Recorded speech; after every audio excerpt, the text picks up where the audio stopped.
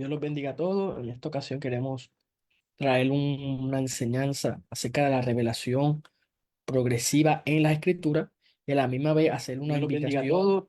a la teología bíblica. Así que estamos contentos con esta bendición. Queremos hacer una oración para iniciar esta transmisión. Padre bueno, Padre Santo, gracias por permitirnos, darnos la oportunidad de compartir esta enseñanza con los hermanos que estarán conectados, Señor, en esta transmisión en vivo. Te pedimos que tú te glorifiques, que seas tú, Señor, edificando a la iglesia como cuerpo de Cristo, Señor. Gracias una vez más, Señor, en el nombre de Jesús. Amén, amén. Así que gracias a los hermanos que están conectando, aquellos que desean compartirlo, eh, tienen la libertad de hacerlo. Estoy verificando que todo se escuche bien para comenzar esta transmisión. Si usted desea compartirlo, amén. Vamos a estar hablando acerca de la revelación progresiva de las Escrituras. Y esto es una invitación a la teología bíblica. Básicamente, este estudio que queremos traer es para animar a los hermanos que puedan participar del curso de teología bíblica que estaremos impartiendo. Y aquí queremos dar un poco de lo que estaremos desarrollando a lo largo de este curso que durará 2 meses.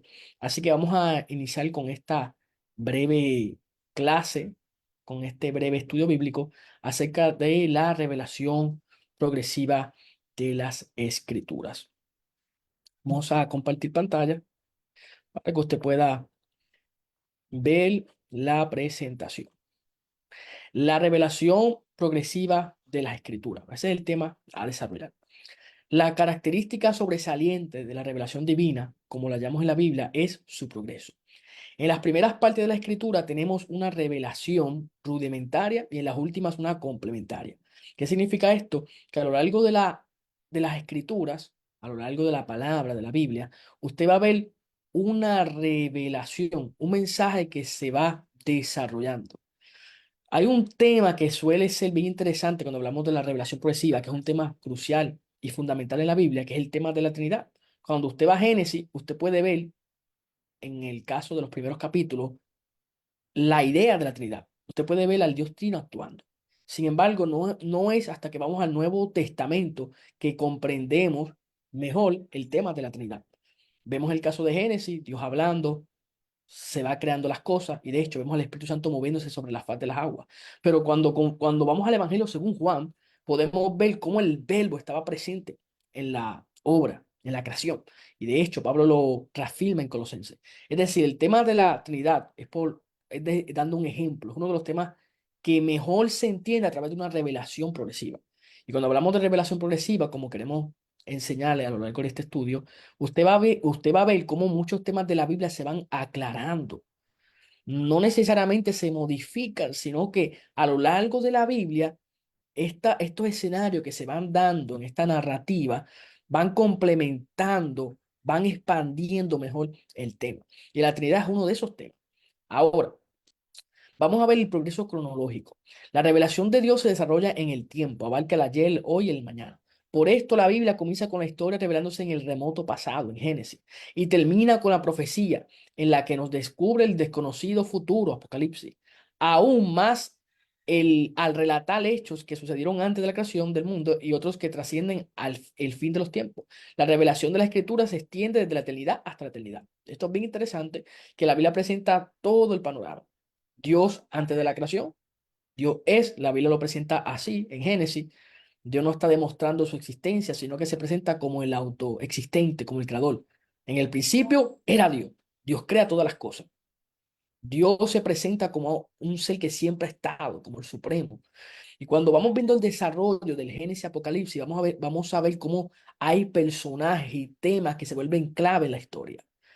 En en la historia de la Biblia, usted va a ver cómo Dios crea al hombre y cómo a través del hombre se va desarrollando lo que es la humanidad, las sociedades y cómo estos van jugando un papel importante.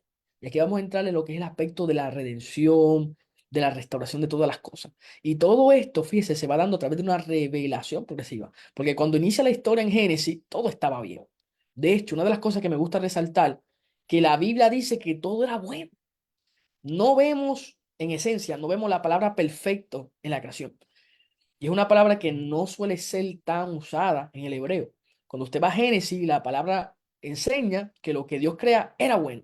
Se repite en sinnúmero de ocasiones, a excepción de un caso, cuando el hombre, Dios crea al hombre, le da el mandato de que enumere o que nombre los animales y vemos que no se encuentra pareja para el hombre. Ahí se usa de manera negativa el no era bueno, que el hombre estuviese solo. Y ahí se le da a la mujer que sale de su costilla. Esa, digamos que es la primera ocasión que se utiliza un no bueno. Pero todo lo anterior vemos que lo que Dios creó era bueno. Sin embargo, aunque era bueno, no era perfecto. La perfección habla de una totalidad, de algo acabado. Y la creación, aunque era buena, aunque Dios la había creado para bien, el hombre debía continuarla.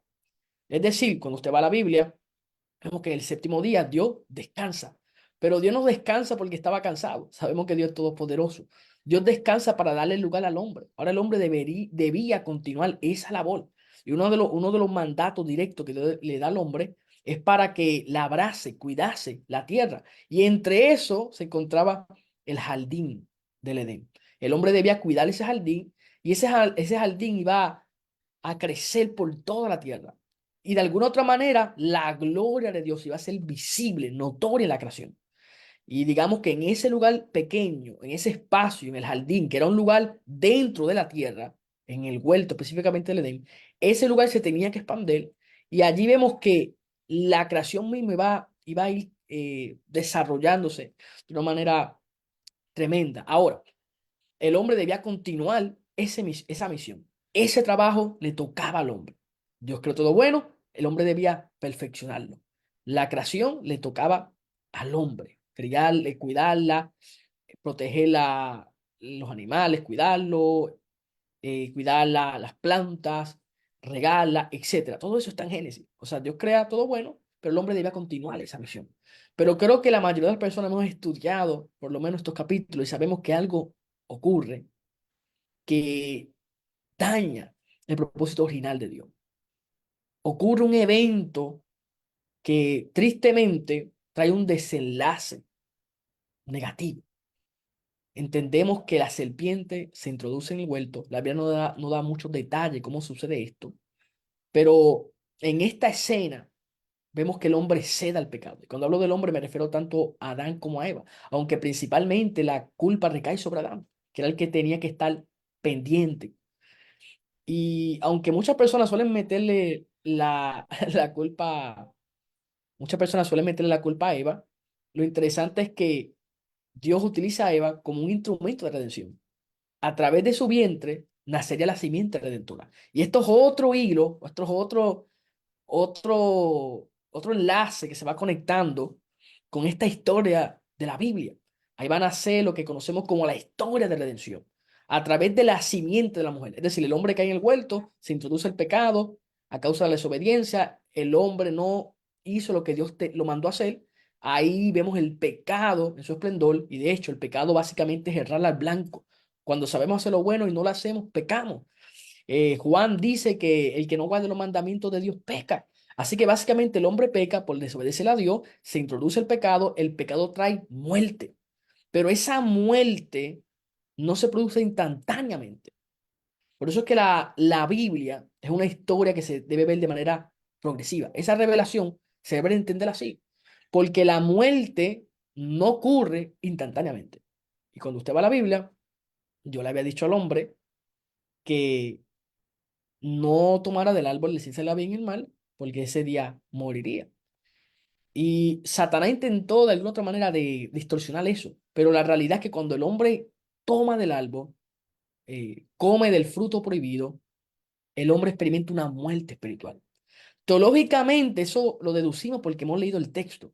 Ahora, cuando el hombre prueba del árbol, no muere físicamente. Y a primera instancia lo que se supone que ocurriera es que el hombre muriese en todo el sentido de la palabra.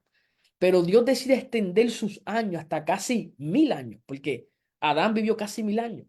O sea, desde el momento que el hombre prueba ese fruto prohibido, ya había una sentencia de muerte. Espiritualmente, el hombre experimenta esa desconexión, siente el abandono, la presencia de Dios ya le era como que le daba miedo, el hombre comienza a esconderse junto con su mujer. El hombre siente esa vergüenza, se ve desnudo, ya la gloria de Dios parece que lo había abandonado, ocurrió una muerte espiritual, pero físicamente la muerte física no había llegado.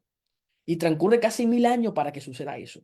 Pero lo interesante es que Dios en su misericordia le da tiempo al hombre para que se vaya desarrollando. Y esta historia de redención se desarrolla iniciando con Adán como corona de la creación, pero se va dando con ciertos hombres que son clave. Por lo tanto, esto nos obliga a recurrir a toda la escritura, porque en Adán había una promesa, específicamente en Eva. O sea, Adán cayó, el pecado recae sobre Adán, pero a través de la simiente de Eva, su mujer, vendría el Salvador, vendría el Mesías. Pero no viene literalmente a través de un hijo de Eva, sino que va a ocurrir unos eventos cronológicos que son muy importantes y estos eventos cronológicos nos van a llevar a lo que hoy conocemos como el Nuevo Testamento. Y quiero verificar que se esté viendo bien la conexión. Deme un momento. Eh, sí, creo que se está viendo hasta ahora. Perfecto, sí. Ahora, vamos a continuar con el progreso cronológico. Vamos a ver el progreso evidente. Se ve un progreso evidente en el curso de la revelación del Antiguo Testamento a la del Nuevo Testamento. En la antigüedad, Dios habló a los hombres por los profetas, en los posteriores días por su Hijo. Esto está en Hebreo 1 al 2. En el Antiguo Testamento Dios se reveló como uno, en el Nuevo como trino. Y esto también es importante porque la Biblia nos enseña que Dios es uno. Desde el Antiguo Testamento Dios es uno, pero este aspecto trinitario, como ahorita mencioné, se revela, se entiende mejor en el Nuevo Testamento. Pero Dios siempre ha sido uno. Y de hecho, esto es parte de lo que es el Shema. En Deuteronomio capítulo 6 lo vemos. Oye Israel, Jehová tu Dios, uno es. Y ese Dios que es uno, que nosotros le servimos, es trino a la vez. Y para comprender este gran misterio, hace falta recurrir a la revelación progresiva de Dios. Dios y tres personas en esencia. Tres personas que comparten la misma naturaleza divina. Dios es un Dios trino. Así que las escrituras nos invitan a conocerlo mejor. En el Antiguo Testamento Dios se reveló como uno y en el Nuevo como trino. Por eso nuestra fe es una fe trinitaria, a la misma vez que se mantiene como una fe monoteísta trinitaria. Las instituciones del Antiguo Testamento son símbolos, figuras de las cosas celestiales, venideras, reveladas en el Nuevo Testamento. La ley grabada en tablas de piedra prepara el camino para la superior revelación de la ley grabada en el corazón de los creyentes. Usted puede notar, y esto es importante que lo entendamos, que en el Antiguo Testamento van a haber muchas sombras de sucesos y de eventos del Nuevo Testamento. Y es que hay que entrar en un aspecto un poco complejo, que son los tipos y los antitipos. Pero ya esto sería para una clase quizás de hermenéutica o de interpretación bíblica. Pero a simple vista podemos ver que hay ciertas figuras o símbolos en el Antiguo Testamento que tienen un significado pleno en el Nuevo. Por ejemplo, cuando vamos al caso del Pentateuco y vemos el desarrollo del tabernáculo, todo esta todas estas partes del tabernáculo, podemos decir el lugar santo, el lugar santísimo, el altar, todo esto señala de alguna manera el sacrificio de Cristo, la presencia que Dios nos da acceso ahora a través de su Hijo. Y esto usted lo puede comprender mejor sin tener que recurrir quizás a algún libro de hermenéutica o a otro libro externo. Usted puede recurrir al libro de los Hebreos. Y usted va a ver cómo el libro de los Hebreos, esa epístola, muestra cómo estas figuras del Antiguo Testamento tienen un significado en el Nuevo. Y todo esto se va dando a través de una revelación progresiva. ¿Qué nos dice esto hasta aquí? Bueno, que la Biblia tiene una historia unificada y que el Antiguo Testamento no está desconectado del Nuevo. Por eso cuando estudiamos la Biblia tenemos que darle el mismo valor al Antiguo que al Nuevo. Hay ocasiones que hay personas que suelen darle más valor al Nuevo Testamento y lo ven como una revelación superior. Y básicamente lo que hacen es que, digamos, reinterpretan el Antiguo Testamento a la luz del Nuevo Testamento. Y eso no se debe hacer. El Antiguo Testamento tiene su propio contexto. Y cuando usted va al Nuevo Testamento, usted no tiene que reemplazar lo que está escrito en el Antiguo Testamento. Simplemente leerlo a la luz de una revelación progresiva. Ver cómo ese Antiguo Testamento se va desarrollando toda esta historia y cómo se va ampliando a través de la revelación del Nuevo Testamento. Así que ambos testamentos están al mismo nivel. No hace falta buscar un testamento superior. Ambos testamentos son palabra de Dios, es la revelación de Dios para el hombre, para nosotros. Pasajes de sentido complementario, vamos a dar algunos ejemplos. Algunos pasajes del Antiguo Testamento tienen, además de su significado corriente, un sentido complementario, que solo se hace evidente cuando se los cita en el Nuevo Testamento. Por ejemplo, en Oseas 11:1, el Hijo se refiere a Israel, mientras que en Mateo, que utiliza la misma profecía de Oseas, se refiere a Jesús. Compárese a sí mismo como Jeremías 31:15, con Mateo 2:18, que ahí está hablando el caso de una profecía que se da, que tiene que ver con la matanza de los niños, y Deuteronomio 25:4 con 1 de Corintios 9:9 y verso 10. Aquí, como ahorita mencioné, hay que entrar en algunos aspectos de interpretación bíblica, pero algo interesante, a primera instancia, que se lo puedo decir, es que en ocasiones, cuando vamos a ver cómo los pasajes del Antiguo Testamento se cumplen en el Nuevo, podemos ver cómo los autores neotestamentarios citan al Antiguo. Y en este caso, hay autores, como es el caso de Mateo, que cuando cita el Antiguo Testamento no necesariamente está reemplazando o reinterpretando la profecía del Antiguo Testamento, sino que la está utilizando a modo de tipo. En el caso de Osea, el hijo representaba a Israel, pero ese hijo de Israel también, de manera tipológica, habla de Jesús.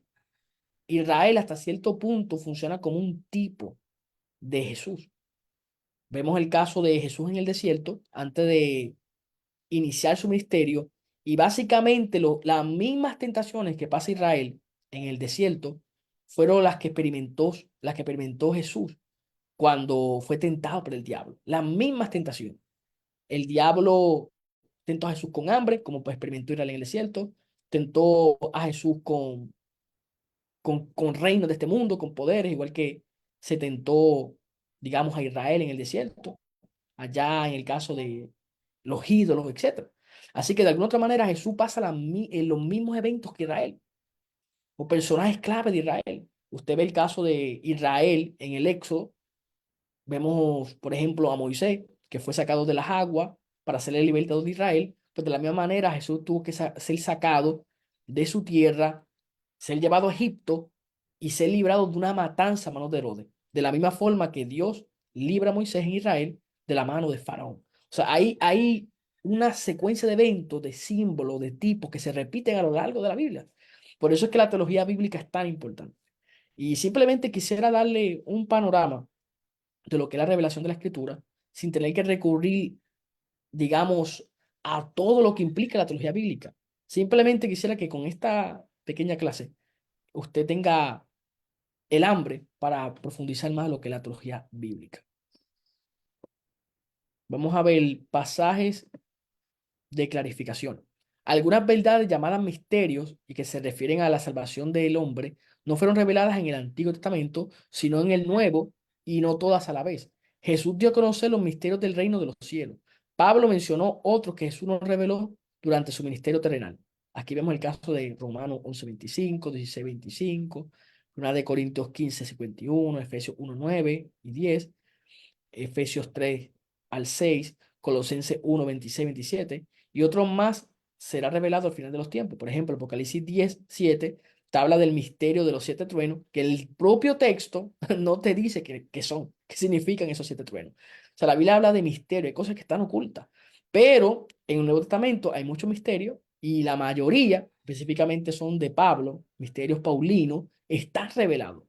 Por ejemplo, en el Antiguo Testamento no vemos un pasaje que hable explícitamente del rapto, pero ya en el Nuevo Testamento vemos a Pablo desarrollando la doctrina del rapto y la enlaza con el misterio. Y aquí entramos en el verso que ahorita citamos, 1 de Corintios 15:51.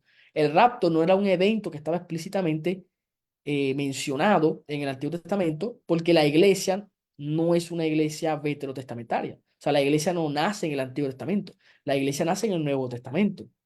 Uno de los versos que puede clarificar esto se encuentra en Mateo 16:18, cuando Jesús le dice a Pedro que sobre esta roca, sobre esta revelación, él iba a edificar su iglesia. Ahí vemos el verbo en futuro. La iglesia nace en el Nuevo Testamento, específicamente en Hechos 2, en Pentecostés, a través del derramamiento del Espíritu Santo, que es la confirmación del nuevo pacto. Ahora, como podemos ver, y esto es interesante, la Biblia muestra varios misterios que se van a cumplir o que se están cumpliendo. Y en el Antiguo Testamento simplemente podemos ver sombras o lo que ahorita mencioné, tipos. La Biblia no habla del rapto, pero hay un vivo ejemplo de este evento que nosotros esperamos, que es el caso de Enoc. Génesis 5:24 dice que un tal Enoc, un hombre que hizo la diferencia en aquel momento difícil donde la gente le estaba dando la espalda a Dios, este hombre caminó con Dios y dice el texto que Dios le llevó. Hebreos capítulo 11 abunda un poco más y dice que no fue traspuesto a causa de su fe, una fe de obediencia, de fidelidad. Fue traspuesto para no ver muerte. Acuérdense que cuando se da Génesis capítulo 4 específicamente, ya la muerte había entrado en todo su esplendor. Abel había sido asesinado por Caín. Caín, su hermano, mata a Abel. Entonces ya estamos viendo esa simiente del diablo dándose. La muerte, el homicidio, la maldad. Y en este caso, la gente entonces iba a experimentar la muerte. Ya no estaban en el huerto. De hecho, Adán había sido expulsado del huerto, habían puesto dos querubines protectores para que el hombre perdiese el acceso al huerto. Y ahora estamos viendo cómo la muerte está reinando sobre la vida. Pero vemos un hombre en Génesis 5, desde el capítulo después de la, de la muerte, del asesinato de Abel, el capítulo posterior, vemos un hombre que vence a la muerte, Enoc. ¿Cómo la venció? Bueno, simplemente vemos que tuvo fe en Dios, caminó con Dios. Así que la muerte, que es el problema que se está dando a causa del pecado, vemos que de alguna manera vemos una sombra de que la muerte puede ser vencida. Así que ya la Biblia nos está dando destello de que en algún punto de la historia la muerte llegará a su fin. Enoc venció la muerte. Entonces, ¿cómo la venció? Bueno, fue arrebatado. Podemos deducirlo así, no dice el texto que fue arrebatado, pero Dios le llevó. Entonces estamos viendo sombras, tipo. Hay otros casos, por ejemplo, el propio Elías eh, fue arrebatado, llevado al cielo, y así sucesivamente. Por lo tanto, podemos ver clarificaciones, podemos ver cómo textos se van comprendiendo. Por ejemplo, en Romanos capítulo 11, verso 25, este es uno de mis textos preferidos, habla de la plenitud de los gentiles. Cuando llegue esa plenitud, viene una restauración para Israel. Y cuando usted va, por ejemplo, a los últimos capítulos de Isaías, se habla de una restauración para Jerusalén, pero no se especifica a detalle cómo se va a dar. Pero ya Pablo en Romano dice que cuando se dé la plenitud de los gentiles, cuando Dios trabaje y finalice con los gentiles, ahí es que ocurre la restauración para Israel. O sea, ya vemos en Romano cómo se cumple esa profecía de Isaías. Por eso es que ambos testamentos se están complementando. Estamos viendo un desarrollo en la historia de redención, un desarrollo a través de las escrituras, toda la Biblia entrelazándose. Y eso es teología bíblica, cómo los autores van usando el Antiguo Testamento, cómo van complementando pasajes del Antiguo para que la revelación avance y no se estanque y se pueda comprender. Normas más exigentes. Son igualmente progresivas las enseñanzas morales de la Biblia, así como reiteradas veces Jesús declara, fue dicho a los antiguos, pero yo os digo. En cada uno de estos casos, los requisitos de Jesús son más estrictos y elevados que los de la ley de Moisés. Ahora, miren esto que interesante. Ya, esto está bien, bien interesante. Ahora mismo, cuando usted va, por ejemplo, digamos, a los mandamientos, los 10 mandamientos, a veces pensamos que la ley es irrelevante.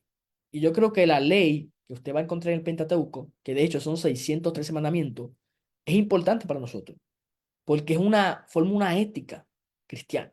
Nos da un modelo de cómo nosotros debemos acercarnos a Dios. La ley no es mala en sí. De hecho, si usted va al Éxodo, cuando Dios salva a Israel y el pueblo cruza por el Mar Rojo, el regalo que Dios le da en el Sinaí fue la ley. Una muestra de gracia fue la ley. La ley no es contraria a la gracia, jamás. La ley es una evidencia de que Dios ha derramado gracia sobre su pueblo. De hecho, es una evidencia de que Dios lo ha adoptado y le ha dado un propósito, una identidad. Porque a causa de la ley, ahora el pueblo debe ser diferente. Tiene propósito para servir a Dios. Entonces la ley era buena, pero el hombre era malo, vendido al pecado. Esto lo vemos en Romanos 7. Ahora, interesante que la esencia de la ley, como Jesús la describe en el Nuevo Testamento, es amar a Dios y al prójimo. Y técnicamente esto parece imposible, y más cuando se nos reta mal a los enemigos. Pero cuando usted va a Gálatas, capítulo 5, y en Gálatas el problema era que muchos cristianos estaban judaizando, estaban volviendo a la ley mosaica y estaban dejando el nuevo pacto. Sin embargo, vemos que Pablo en Gálatas 5 menciona que el que vive en el Espíritu básicamente cumple la ley. Y cuando usted viene a ver el fruto del Espíritu, inicia con el amor. Y luego, de hecho, está en singular el fruto. A veces hablamos de los frutos en plural, pero es en singular el fruto del Espíritu. Inicia con el amor y se va dando un sinnúmero de carácter o manifestaciones que revelan que verdaderamente hemos nacido de nuevo, de que Cristo está siendo formado en nuestra vida. Es interesante que inicia con el amor. Cuando usted vive en el Espíritu, usted ama a Dios y al prójimo. Y esa vida en el Espíritu es evidencia de que el nuevo pacto se está cumpliendo y de que la ley de Dios ahora no es exterior, no son mandamientos de piedra, sino que ahora la ley se ha hecho interior. Ahora la ley opera en nuestros corazones. Por eso es tan importante entender la revelación progresiva, para que no rechacemos cosas que están en el Testamento que son relevantes para nosotros. La ley de Dios, esos mandamientos están funcionando de manera interior. De hecho, no estamos sin ley, estamos con la ley de Cristo. ¿Cómo usted entiende esto? A través de una revelación progresiva. El enfoque central de la Biblia. Y vamos aquí a resumir la historia, o resumir, digamos, este pequeño estudio. En esta historia o drama encontramos un personaje principal. Jesús es el tema central que unifica la escritura. Perdón, el tema central que unifica la escritura es el reino de Dios, que envuelve a Jesús como rey. Podemos decir a primera instancia que el personaje principal es el Dios Trino, específicamente Jesús, y que hay un tema que unifica la escritura. La escritura. En mi curso de teología bíblica voy a mencionar varios temas, porque la realidad, aunque yo apunto a que el tema principal es el reino de Dios, hay otros temas y se entrelazan en sí. Pero en esta ocasión quiero enfatizar el reino de Dios. Es el reino de Dios que envuelve a Jesús como rey. También participan los redimidos. Esto no se limita solo a la iglesia, todos los santos del Antiguo Testamento también van a participar, pero en este caso, los redimidos, es decir, la iglesia, que es la comunidad del reino, gracias al nuevo pacto y a la obra del Espíritu Santo, participarán de este reino. A través de los pactos se promete una tierra restaurada, donde Israel y las naciones participarán de la nueva creación. Va a haber al final de la historia un nuevo Edén, restaurado y renovado.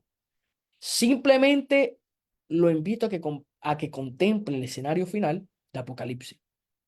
Apocalipsis 21 y 22. Y usted va a ver que esos símbolos nos llevan al Edén. Al final todo apunta que va a haber un Edén restaurado y renovado. Así que esto es interesante. Ahora, esto que usted está viendo aquí, lamentablemente no tengo el tiempo para desarrollarlo, pero en nuestro curso lo vamos a hablar.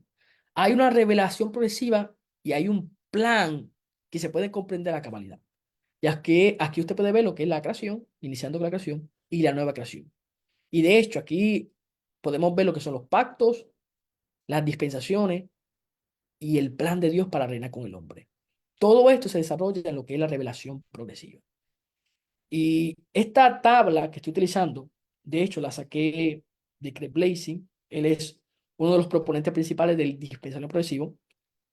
Muestra cómo Dios va trabajando a través de toda la narrativa de la historia de la escritura.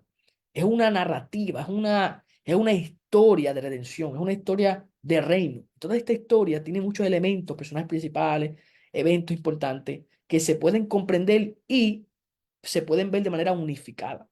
Así que si usted desea comprender más de la escritura, lo invito a que haga teología bíblica. Por último, en síntesis, para finalizar, entre más profundo se conoce el plan de Dios, más confianza debemos tener en nuestro Señor. Así que este fue un video rápido, no puede ser muy extenso, lamentablemente estoy limitado en tiempo, pero quiero invitarlos a que puedan participar del curso de teología bíblica. Los invito para que puedan aprender más de la escritura. Como ahorita les mencioné, no hace falta un recurso externo, simplemente abra su Biblia, comienza a leer la escritura como un libro unificado, desde Génesis, Apocalipsis, léalo una, dos veces, o lea el Nuevo Testamento completo, luego lo Antiguo. Lo importante es que podamos ver que en la escritura se nos revela un plan. Hay un personaje principal, hay un plan, hay una historia, y en esa historia nosotros somos partícipes. Así que véase como participando en la historia de Dios. Así que en esta ocasión damos gracias al Señor por darnos la oportunidad y cualquier dudita, estamos a sus órdenes, respondo al nombre de Alfredo Velázquez y esperamos servirle en otra ocasión. Así que Dios les bendiga de manera especial.